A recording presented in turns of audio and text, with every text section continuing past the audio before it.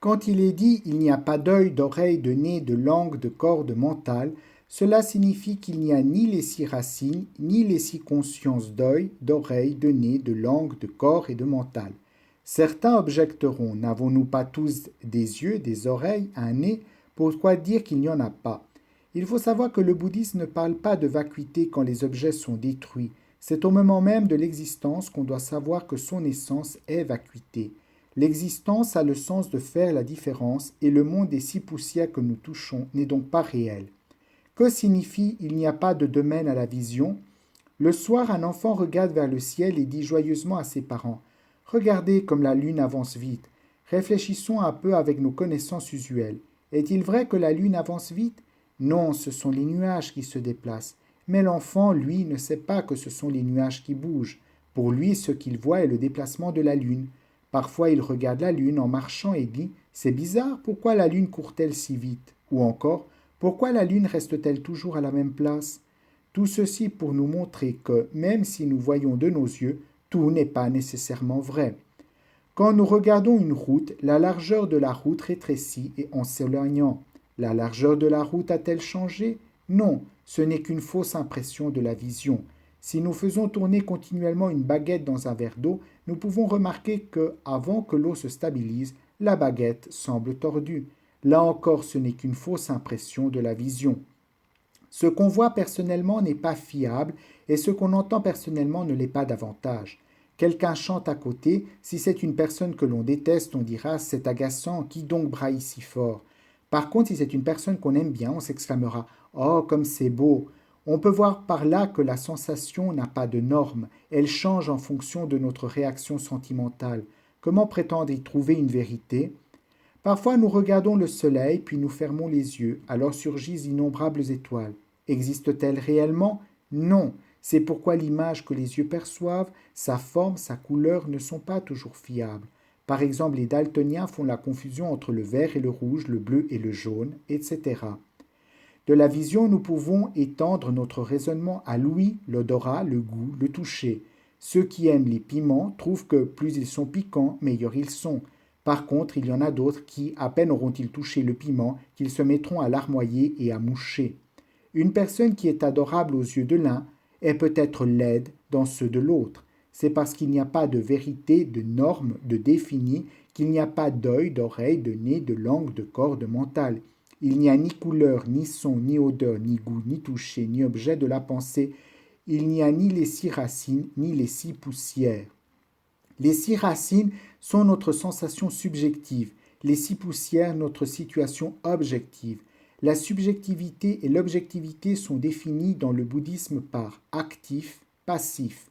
Les yeux qui voient la situation perçue, les oreilles qui entendent les sons entendus, la langue qui goûte le goût ressenti. Le sujet et l'objet se rencontrent, mais le résultat obtenu n'a pas de norme définie. C'est pourquoi le Sutra du cœur nous apprend que tout ceci ne sont pas fiables. Certains vous diront: nous devons compter sur nous-mêmes. Cela est vrai parfois, mais si notre pensée n'est pas correcte, si elle est erronée, le résultat obtenu sera désastreux. La vie sans affliction. Il n'y a pas d'ignorance ni de cessation de l'ignorance. Ainsi, jusqu'à la vieillesse et la mort, il n'y a pas de fin de celle-ci. Dans cette partie du texte, nous parlerons de l'inexistence des 12 nidanas de la coproduction conditionnelle. Les 12 nidanas de la coproduction conditionnelle constituent la doctrine fondamentale du bouddhisme. Les 6 racines, les 6 poussières, les 12 catégories, les 18 domaines ne sont qu'une classification des appellations. Par contre, les 12 nidanas, eux, expriment l'enchaînement causal de la vie. Comment elle passe du passé au présent et du présent au futur et la relation entre ces différents stades. Les 12 nidanas sont l'ignorance, avidya, qui conditionne les créations mentales, samskara. Les créations mentales conditionnent la conscience, vijnana. La conscience conditionne le nom et la forme, nama rupa. Le nom et la forme conditionnent les 6 sphères sensorielles, sadayatana. Les 6 sphères sensorielles conditionnent le contact, sparsa. Le contact conditionne les sensations, vedana. Les sensations conditionnent la soif, trasna. La soif conditionne l'appropriation, upadana.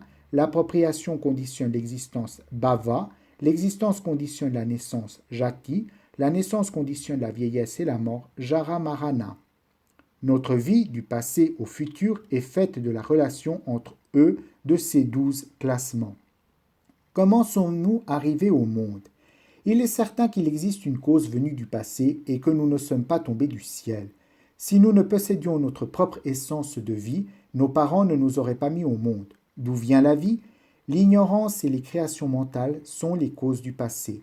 De ces causes du passé sont issus les effets du présent qui sont la conscience, le nom et la forme, les 6 sphères sensorielles, le contact, les sensations et la soif.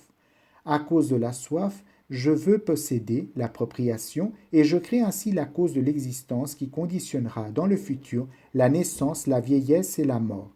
Qu'est-ce que l'ignorance? Ce ne pas comprendre.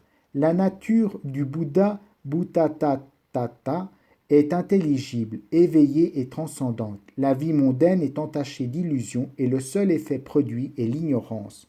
Dans le bouddhisme, parfois l'ignorance et l'ultime vérité sont cités comme étant un objet unique. La vie et la mort, c'est aussi le nirvana et l'ignorance, c'est l'ultime vérité. Certains se sentent perplexes. Voilà qui est bien contradictoire. Ne dit-on pas qu'il faut transcender la vie et la mort? Pourquoi dit-on encore que c'est le nirvana? Ne dit-on pas qu'il faut s'éloigner de l'ignorance? Pourquoi dit-on maintenant que c'est l'ultime vérité? Comment la vie et la mort peuvent-ils devenir le nirvana? Comment l'ignorance peut-elle devenir l'ultime vérité? Prenons par exemple l'ananas. Quand il vient d'être cueilli, il est acide et âpre. Après quelques journées de stockage, sous le vent et le soleil, il devient succulent. D'où vient ce goût sucré? Il est venu de cet ananas acide et âpre qui a ensuite reçu le baptême du soleil et du vent.